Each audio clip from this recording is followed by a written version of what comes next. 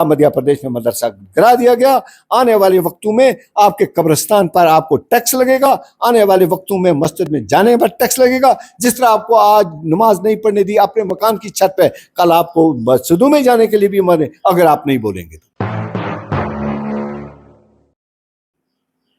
जिस तरह जो लोगों ने पंजाब की कमर को तोड़ने के लिए बिल जो है वो हटाई गई थी, काम एमएसपी बढ़ गई, डबल हो गई, नहीं हुई। इसी तरीके से हमारी कमर तोड़ने के लिए यह किया गया। अगर वक्फ में आप तब्दीली हुई, आपने उसमें वैलिडेट किया, और क्या जरूरत थी आपको रिजिजू से उस वक्त जाके मिलने की? आप जख्म पर नमक छिड़क रहे हो, लोगों के जख्मों पर, कि हम जी जो करना है कर लो, हम तो आपको बेवकूफ बना लेंगे। क्योंकि आज भी जो वक्फ अमेंडमेंट एक्ट में तरमीम हुई, उस वक्त भी इसको डाइल्यूट करने में आज उमर साहब या नेशनल कॉन्फ्रेंस के माथे पर ये लकीरें पड़ गई। लोगों ने कहा कि ये इन्होंने जानबूझ के ये किया, 3 दिन का ड्रामा। और ये नूरा कुश्ती थी, ये मिली भगत थी, ये मुस्लिम मेजॉरिटी स्टेट थी। हमको हिंदू मुसलमान की बात नहीं करते, लेकिन फैक्ट इज फैक्ट कि मुस्लिम मेजॉरिटी स्टेट थी। यहाँ पर लोगों की नजरें थी, पूरी दुनिया देखती थी, पूरी इंडिया के लोग देख रहे थे कि यहाँ मुस्लिम मेजॉरिटी स्टेट है और असेंबली चल रही है। असेंबली का वाहिद चीफ मिनिस्टर, पूरे 30 यूटी और स्टेट्स में वाहिद चीफ मिनिस्टर मुस्लिम था। इसको ये चाहिए था कि ये रेजोल्यूशन पास होता और साफ साफ फेयरली कहते कि हाँ, हम आइन की बालादस्ती चाहते हैं, आइन में हमारे हकूक है, उनकी हम बालादस्ती चाहेंगे। हमने एक्सेशन आइन के तहत किया हुआ है। आर्टिकल 370 आपने रिमूव किया, मैटर सुप्रीम कोर्ट ने फैसला ले लिया, हमने रिव्यू किया, उसका चल रहा है नहीं चल रहा है, कैसा है। हमारी डिमांड तो आज भी 370 की रहेगी, हम छोड़ने वाले नहीं है। वक्फ एक्ट में जो अमेंडमेंट हुई हैं, उसका नतीजा जो है वो सामने निकल करके आ रहा है। एमपी में 30-32 साल पुराना मदरसा जो है उसको डिमोलिश किया गया है। हमारे साथ खास बातचीत में मौजूद हैं एमआर कुरैशी साहब, फॉर्मर एमएलसी और पीडीपी सीनियर नेता। बात करेंगे। कुरैशी साहब, कैसे देखते हैं ये जो खबर सामने निकल करके आ रही है? पहला मामला, 30-32 साल पुराना मदरसा जो एमपी में था, जहाँ पे बहुत सारे बच्चे जो है तालीम हासिल किया करते थे, वक्फ अमेंडमेंट होने के बाद जो है, कानून लागू होने के बाद जो है, उस मदरसे को जो है डिमोलिश किया गया है एमपी सरकार के द्वारा। शुक्रिया अरफाज साहब आपका। बड़ा ही बर्निंग टॉपिक है और इस वक्त जम्मू एंड कश्मीर में नहीं बल्कि इंडिया में नहीं, पूरी वर्ल्ड में इस वक्फ अमेंडमेंट एक्ट पर नजरें हैं। मैं समझता हूं कि वेरी अनफॉर्चुनेट, बदकिस्मती है हमारी कि हम 77 साल के बाद भी उसी जगह खड़े हैं जिस तरह 47 में हम डैगर्स डाउन थे। आज ये जो झगड़े पैदा किए हैं, ये कानून बना के हमें हमारे ऊपर ठोंसे गए हैं। आप बताओ ना, जिसका खदशा था वही हुआ। अगर हम उस वक्त लोगों ने पार्लियामेंट में भी कहा, पार्लियामेंट से पहले भी लोगों ने कहा कि ये जो आप जिस तरह की तरमीम कर रहे हो, जो आपकी मंशा है, जहाँ आपका ऑब्जेक्टिव है, ये क्लियर नहीं है, वाज़ा नहीं है। लेकिन एक चीज़ वाज़ा ज़रूर है कि इससे झगड़े होंगे, इससे फसाद होगा। आप क्रिमिनल फ्रेंजी को बढ़ाना चाहते हैं, आप एक पर्टिकुलर कम्युनिटी को टारगेट करना चाहते हैं, तो वो हुआ। अगर आज मध्य प्रदेश में एक मदरसे को यानी उसके ढांचे को गिराया, उसको उसकी इमारत को गिराया, रिमूव किया गया है, तो मैं समझता हूँ कि ये पहला उसका समर सामने आ गया। अब ये तो आप दिन दिहाड़े देखते हैं, आए दिन देखते हैं, जब से ये बिल नहीं बल्कि जब से सरकार आई हुई है दिल्ली में बीजेपी की, तो कुछ ज़्यादा ही बढ़ गया है क्रिमिनल फ्रेंजी जो है। लोग मस्जिदों के सामने जाके तलवारें, कुल्हाड़ियाँ, तबरें लेके, बड़े बड़े वो लेके स्लोगन मारते हैं, जाके देते हैं। पता नहीं क्या हो गया इनको। अब मस्जिदों को खोद के उसके अंदर से मंदिर को ढूंढा जाता है। अब रिलीजियस जो प्रोटेक्शन मिली हुई थी, अब इसके बाद अब जो 90 का एक्ट था, उसके तहत तो आपको कोई छेड़खानी नहीं करनी चाहिए थी, लेकिन अब ये कर रहे हैं। अब इन्होंने इस वक्फ अमेंडमेंट एक्ट में एक चीज लाई है, बहुत ही खतरनाक है, जिसको हमारे जो पढ़े लिखे इंसान हैं या लॉ नोइंग है या कोई जजेस हैं वो समझते होंगे, लॉयर समझते होंगे, या कोई और जिसने उसको पूरी अंदर से पढ़ा है वक्फ अमेंडमेंट एक्ट को, जो उन्होंने कहा कि एंशिएंट मोन्यूमेंट जो हैं उस पर लागू नहीं होगा। आप बताओ कि आप सुंबल की मस्जिद जो है, सुंबल की जहाँ पर झगड़ा चल रहा है, तो उसको वो तो एंशिएंट मॉन्यूमेंट में डिक्लेयर्ड है। अब उसमें तो वक्फ लागू नहीं करेंगे आप। अब एक तरीके से आप उसको डिस्प्यूट में डालना चाहते हैं। अगर आज मध्य प्रदेश में मदरसे को गिराया गया है तो मैं समझता हूँ बदकिस्मती है, क्योंकि अब कानून जो है, जो मौजूदा कानून बना है उसको कानून की शक्ल मिल गई है, अब असेंट भी हो गई और अब उसकी उसकी नोटिफिकेशन भी आ गई। अब मैं समझता हूँ कि जहाँ जहाँ डबल इंजन की सरकार है वो तो ये करेगी। वो उन्होंने देखो मुल्क के अंदर ताबीर तरक्की के दूर की बात है, उन्होंने तो सिर्फ रोजगार देने से कासर हैं। जो मध्य वर्ग है, जो मिडिल क्लास है, वो उठती नहीं, सामने आ नहीं रही, उनको ये बावर कराया जाता है बस हम जो कर रहे हैं ठीक कर रहे हैं, अब मोदी साहब जो करेंगे ये ठीक ही करेंगे, अब ये भरोसा दिया जाता है। अब बताओ कि फार्म बिल भी तो इसी तरह लाई गई थी। जब वहाँ हालात देखे 700 के करीब करीब लोग उसमें शहीद हो गए, उसके बाद अचानक एक सुबह उठती है तो अब कहा जाता है कि जनाब हम तो इसको वापस लेते हैं, शायद मुझसे ही खता हो गई कोई आपको समझने में या समझाने में। इसी तरीके से मैं समझता हूँ कि उस वक़्त पंजाब की कमर को तोड़ने की बात थी, अब मुसलमानों की कमर तोड़ने की बात हो गई। उधर तो कानून बने थे, उसमें जदोजहद हो गई, अब मुझे लगता है उससे ज़्यादा जदोजहद बड़ी होगी। और मुझे समझता है कि इस तरह से कमर टूटेगी नहीं, बल्कि ये कानून के तहत उन्होंने कॉन्स्टिट्यूशन के बेसिक स्ट्रक्चर को ख़त्म करने की बात की है, फंडामेंटल राइट को ख़त्म करने की बात की है। मदरसा आज डिमोलिश किया गया है, क्या ये शुरुआत है? आने वाले समय में ये आग जो है पूरे भारत देश में मतलब फैलेगी, इस तरह से मुसलमानों के जो मस्जिदें, मदरसे या और जो इलाके हैं उनको मतलब डिमोलिश किया जाएगा? देखिए, जो प्रोटेक्शन ऑफ रिलीजियस इंस्टीट्यूशंस थे, जो एक्ट बना था उसको, प्लेसेस को, वो तो बालाई ताक में रखा जा रहा है। अब ये जो नया कानून बना है इसने लड़ाई झगड़े तो पैदा करती है। जब आप किसी भी जगह के लिए आप कहते हो कि अगर कोई डिस्प्यूट है तो मैटर जो है कलेक्टर देखेगा, सर्वे कमिश्नर होता था वो नहीं देखेगा। अब कलेक्टर खुद ही उसमें एक पार्ट है, कलेक्टर ऊपर से मशीनरी की सुनता है, कलेक्टर अपने चीफ मिनिस्टर की बात सुनता है। मध्य प्रदेश में सरकार उनकी अपनी है, यूपी में उनकी अपनी सरकार है, जहाँ भी डबल इंजन सरकार है तो वो तो कलेक्टर उनके अंडर ही है। कलेक्टर तो एक क्लर्क की तरह काम करता है, जो डायरेक्शन होगी तो लिहाजा वो अपनी पूरा अमला फौज लेके चला जाएगा तो वहाँ तो डिमोलिश करेगा। ये तो अब डिस्प्यूट और ज़्यादा बढ़ने हैं, इससे लगता है खर्चा यही है कि डिस्प्यूट और बढ़ेंगे, क्योंकि कानून के तहत उनको अब प्रोटेक्शन मिल गई, अब तो इनैक्टमेंट हो गई, अब तो कानून बन गई, रूल बन गए, रेगुलेशन, रूल तो नहीं बने पर अभी उसको असेंट मिल के नोटिफिकेशन हो गई। उसके तहत तो उन्होंने कह दिया कि अगर किसी भी जगह डिस्प्यूट होता है वक्फ बाय यूजर में या किसी और जगह भी तो उसको डिस्प्यूट को आप रेफर करेंगे किसको, कलेक्टर को। कलेक्टर उसकी रिपोर्ट बनाएगा, तैयार करेगा, और अगर जो फैसला कलेक्टर करेगा वो फाइनल हो जाएगा। वो तो 6 महीने तक आप उसको चैलेंज भी नहीं कर सकते किसी कोर्ट ऑफ लॉ में, और अगर 6 महीने भी नहीं किया तो 6 महीने और मिल जाएंगे। अब बताओ 6 मंथ तक अगर आप नहीं उसको उसको उसको चैलेंज नहीं कर सकते तो कौन सी भी ये मुस्लिम के फेवर का कानून है? ये तो इसको बढ़ाने की बात है कि डिस्प्यूट खड़ा करो और उसको गवर्नमेंट में वेस्ट कर लो। ये तो कानून ने कह दिया। अब उन्होंने कह दिया जहां डिस्प्यूट हो जाएगा कलेक्टर की रिपोर्ट आने तक या फैसला लेने तक आप क्या है कि वो वेस्ट हो जाएगा सरकार के पास। अब सरकार के पास वेस्ट हो गया तो आप फिर अपीलें करते रहो, कहाँ जाएगा, बंद हो जाएगा। जिस तरह पहले भी राम मंदिर बाबरी मस्जिद का डिस्प्यूट खड़ा किया गया जानबूझ के, वो जो उसके जो कलेक्टर था उस वक़्त का या उस वक़्त का वो जज था, वो दोनों तीनों जो लोग हैं उस वक़्त के, वो जो उसको अंदर ताला तोड़ के अंदर जाने वाले, वो तीनों बीजेपी के एमपी बने बाद में। तो इसलिए लगता है कि अब यहाँ तो जजेस भी, कुछ जजेस ने भी ऐसा करना शुरू कर दिया कि जैसे कोलकाता के जज थे तो उन्होंने अपनी सर्विस के दौरान कहा मैं तो बिल्कुल बीजेपी का मेंबर हूँ, एबीवीपी का मेंबर हूँ, तो मैंने उसने रिज़ाइन करके एज ए सिटिंग बन गया एमपी।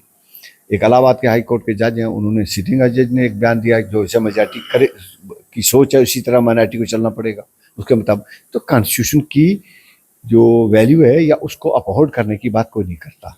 आप कॉन्स्टिट्यूशन को अपहोल्ड करेंगे अगर तो आर्टिकल 26, 25 जो है वो रिलीजियस कम्युनिटी को अपने मैनेजमेंट करने का अख्तियार देते हैं, और उस अख्तियार की फाउंडेशन को ख़त्म इस अमेंडमेंट एक्ट ने किया और कोर्ट उसमें मुदाखलत करेगा, मुझे उम्मीद है। कुरैशी साहब, इस तरह के एक्शन जहाँ पे मदरसे डिमोलिश किए जाएंगे, मस्जिदें डिमोलिश की जाएंगी या कब्रिस्तान पे अपना हक जो है वो जताया जाएगा, उसके चलते जो दंगे फसाद या लोगों की जानें जाएंगी, उसका जिम्मेवार कौन होगा? जिस तरह से सुंबल में भी आपने देखा कुछ युवाओं की जानें गई थी। लेकिन अब तो जब तक इस कानून को वापस न किया जाए, सेट साइड न किया जाए या तब्दील न किया जाए, तब तक तो ये पावर मिल गई। आप डिस्प्यूट करके तो उनके हक में आ जाएगी मशीनरी। जो मिसक्रिएंट हैं वो साथ साथ भी होते हैं। अब बजाय उसके कि कई जगह ये भी देखा गया कि पुलिस अपने साथ मिसक्रिएंट को रखती है और पथराव कराती है, जब कराती है। आज देखो ना, नौजवान के हाथ में तलवार दे दी गई, तो उसके हाथ में पत्थर दिया गया, उसके हाथ में कुल्हाड़ियाँ दे दी गई, बड़ी बड़ी तवरें डंडे लेके लोग मस्जिदों के सामने पहुंच जाते हैं, नारे बोलते। कम्युनिटी को प्रोवोक करो। आप देखो जो क्या बनता है कि आप किसी मस्जिद के सामने खड़े जाओ, लॉ एंड ऑर्डर ला करे आपको। ठीक है, अगर कानून के तहत करना किसी इलाके को, आप डिस्प्यूट को रेफर करो किसको, कलेक्टर को, उसकी रिपोर्ट लेके फाइनल करके अपील है उसको, उससे वो प्रक्रिया पूरी करके ताकि अगले को अफसोस ना हो। लेकिन ये बात वहां तक होने नहीं दी जाएगी।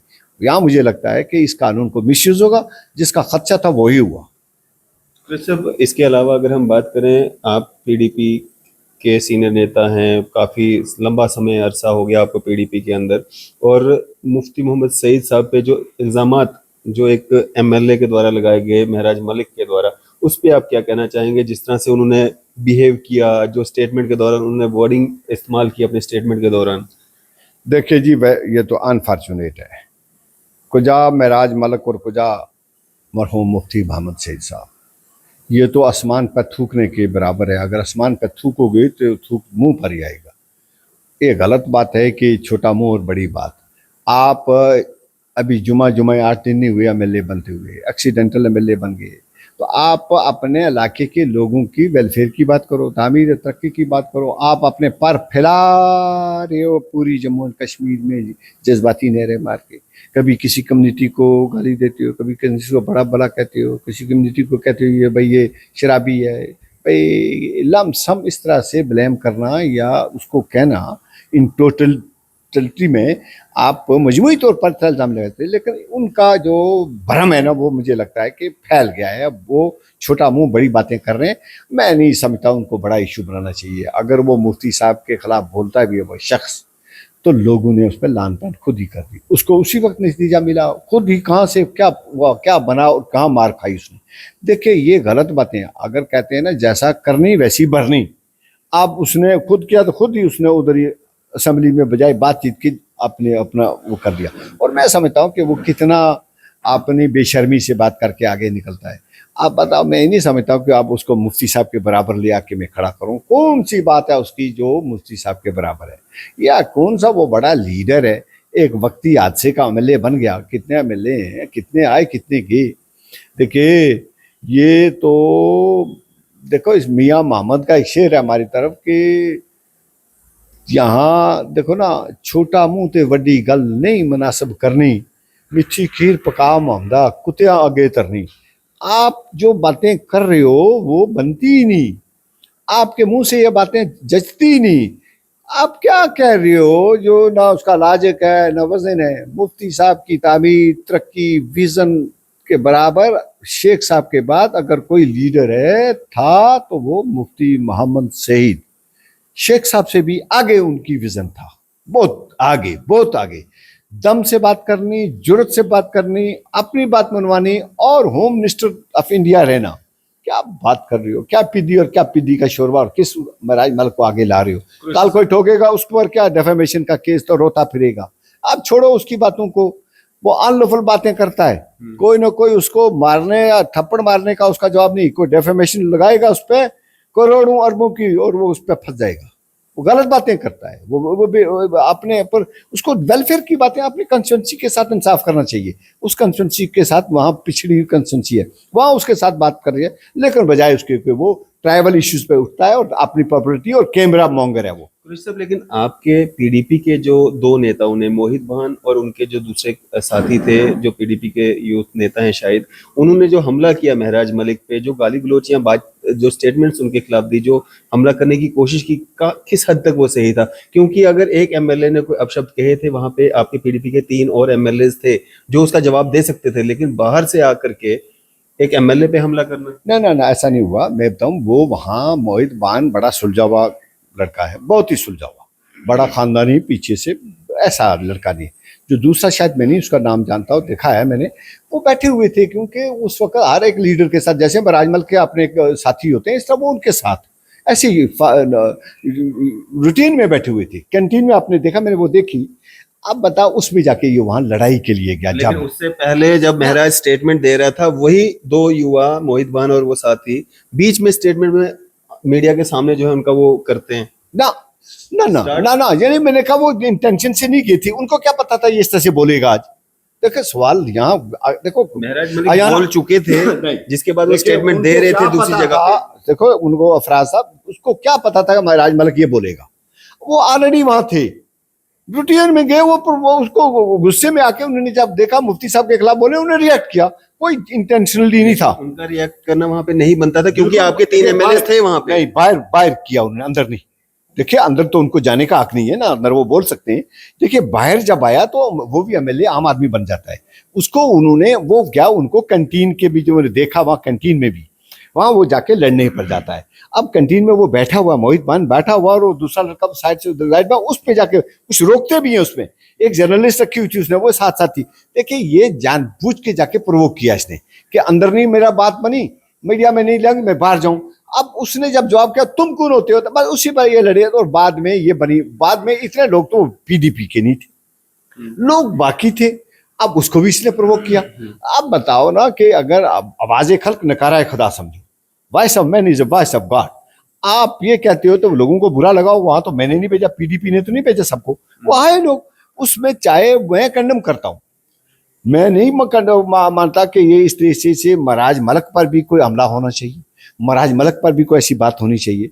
महाराज मलक को लोगों ने चुना हुआ है, उसको अपना कर। लेकिन जब वो कंस्टिट्यूंसी को क्रॉस करके बात करेगा, he is not elected member of whole of Jammu and Kashmir, he is the member elected on behalf of constituency of Doda. That too, Doda has the east, west, and north constituencies. This the constituency from which he has been elected, he should work for that. अब ये जब ये transgress करता है, अपने पर को फैलाता है, तो उससे क्या होता है कि लोगों को लगता है ये हमारे इलाके में क्यों घुसता है। तो उसी को बीजेपी को भी लगा, आपने गालियां दी लोगों को, उन्होंने भी किया। मैं वो भी कंडम करता हूँ, कभी भी ये नहीं कहता कि जो रंधावा ने किया वो ठीक है, गलत है, कभी नहीं करना चाहिए। लेकिन मैं काशन करना चाहता हूँ कि इसको आप अपलिफ्टिंग, आप ग्रो करना है। इसने, महाराज मलक ने बहुत ज़्यादा जाता है, बोलता भी अच्छा है, लेकिन उसको इस तरह से अपनी ज़बान की अल्फाजों को सिलेक्शन ठीक करनी चाहिए। ये कभी नहीं होती। हमें तो अपने कुरान के मुताबिक, हदीस के मुताबिक भी है कि लाकुम दीनकुम वलिय दीन। तुम अपने दीन की बात करो, दूसरे की दीन की बात क्यों करते हो? अगर आप अपने लिए, अपने लीडर को, तुम्हारे को गाली दे, तुम्हें बुरा नहीं लगेगा? तुम्हारे बाप को गाली दे, तुम्हें बुरा लगेगा? माँ को गाली दे, बुरा नहीं लगेगा?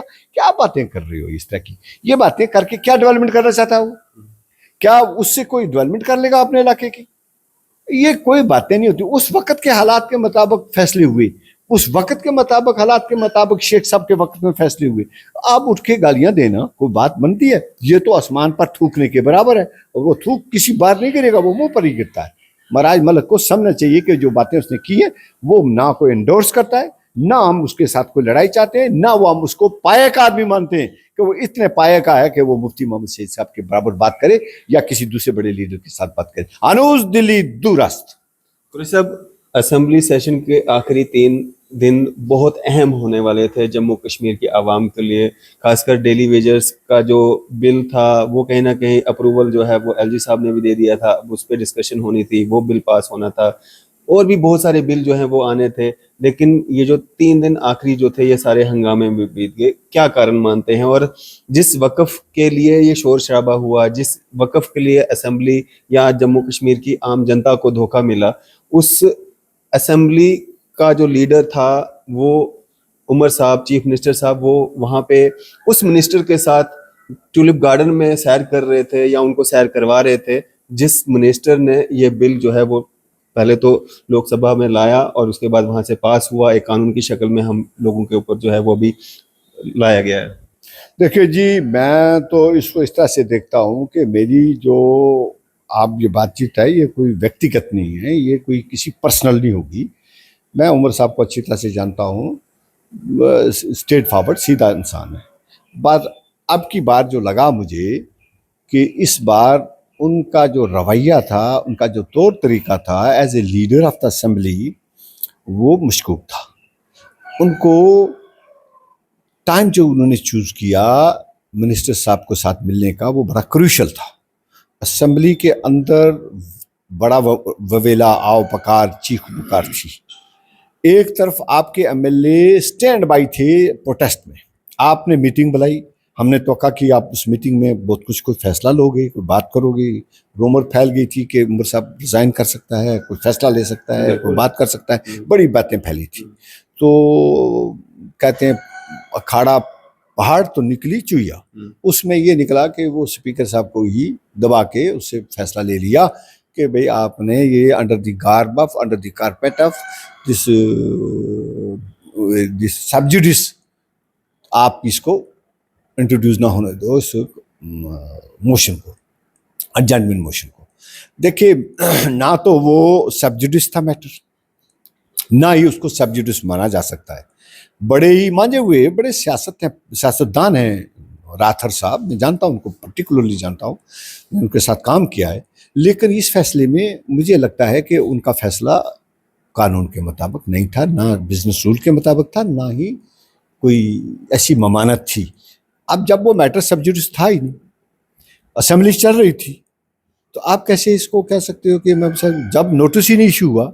सब्जुडिस के मतलब जो होता है कि जब किसी मैटर का कॉग्निजेंस हो, ट्रायल चलता हो और फॉर्मली नोटिस इशू किए हों।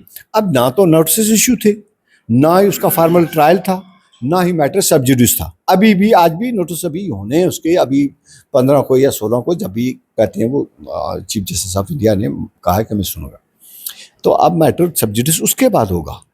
अब अगर कोई mayor filing an appeal, matter sub judice नहीं हो जाता। अब बताओ कि ये उन्होंने इसकी फाइलें या केस फाइल करना या रिट है, ओरिजिनल जुडिक्शन है अभी ये, तो उसमें तो आपने ये फैसला ले लिया। लेकिन लगा कि जिस तरह से नेशनल कॉन्फ्रेंस के लेजिस्लेटर पाँव पर खड़े हो गए और नारे तो ये किए, ये लगा मुझे कि वो नूरा कुश्ती थी। अब ये मिली भगत थी। पहली बार देखा गया कि स्पीकर के खिलाफ बातें की गई और रूलिंग एमएलएज ने की, और बीजेपी अपोजिशन उसको सपोर्ट कर रही थी, नजर आई नहीं, बिल्कुल सपोर्ट की उन्होंने। इससे लगता है कि ये मिली भगत थी, जानबूझ के उन्होंने लोगों को आंखों में धूल जोड़ने की कोशिश की। ये ना तो 51 है, 1951 है, ना ही इस वक्त 1953 है कि शेख साहब को हटा के तो किसी दूसरे को लाया जाए। आज बड़ी ट्रांसपेरेंसी है, सुप्रीम कोर्ट भी इसमें मदाखलत करता है, लेकिन जो तरीकाकार आज मीडिया के सामने लाया गया, इससे बहुत बुरी तरीके से नेशनल कॉन्फ्रेंस एक्सपोज हो गई। देखिए, 98 का रेजोल्यूशन डाइल्यूट हुआ तो ये सरकार में रहे, बल्कि उस सरकार में चले गए, सरकार बनी रही।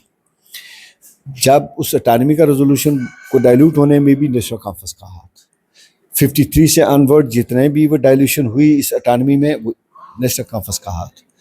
उस वक्त तो ना पीडीपी थी तो ना, अब अगर आप किसी दूसरी पीडीपी को, वो तो 99 के बाद आए और 2002 में उनकी हुकूमत बनी, हमारी जमात की बनी।